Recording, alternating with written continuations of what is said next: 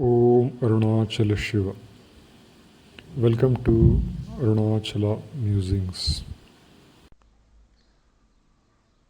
Yachchakshusha न पश्यति येन चक्षुंषि पश्यति तदेव ब्रह्म त्वं विद्धि नेदं यदिदम् उपासते.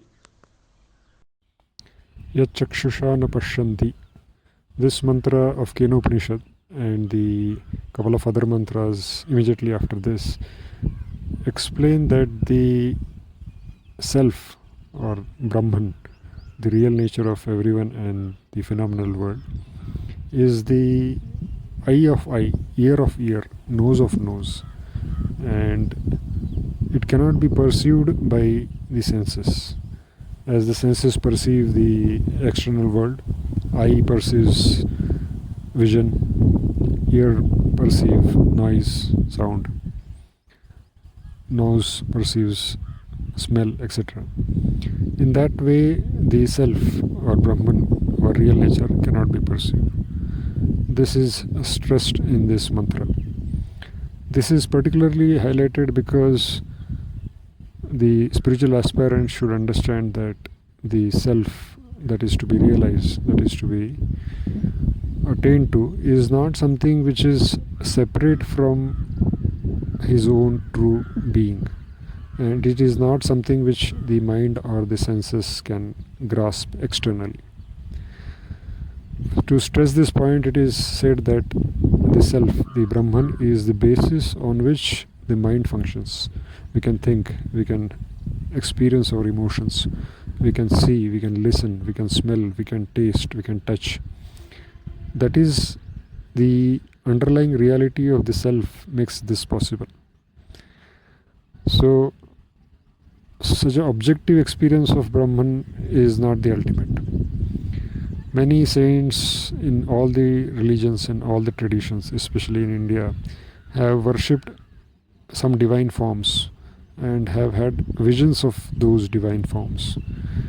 While that is true, that is a genuine spiritual experience and quite an indication of mature and subtle and pure mind, the ultimate self is not something which can be experienced as me and you, that is the subject objectivity. Of course, divine visions and divine realizations or experiences do indicate definite transcendence over the mundane, average, sense bound humanity and movement towards the ultimate truth. But the final experience, the so to say, it cannot be termed as even experience, because experience immediately makes us think that there must be subject object in that. The experience in which the experiencer is missing and the thing experienced is also missing. Only the one infinite pure consciousness bliss reality alone exists. That is the real nature of each and every soul and that of the world. This is particularly highlighted in this Kena Upanishad mantra, which says that that which the eye perceives is not the Brahman. What to speak of other things worshipped externally. Bhagavan Sri Ramana Maharshi too says that when asked that is it not proper to see God everywhere, he says, you want to see God everywhere, don't you want to see God within yourself? And being God, is it wonder that you see God everywhere?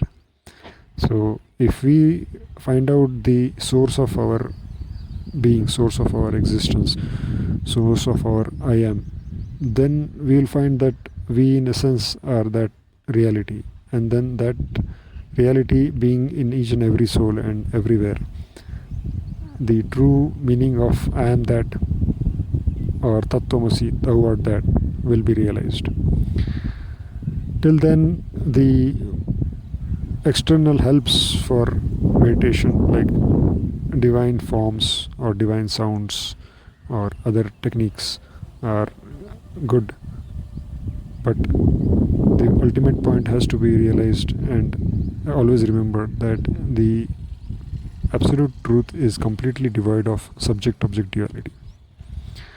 Let us all make sincere efforts to get rid of the obstacles which makes us experience the duality and makes us forget our true nature. Om Tat Sat.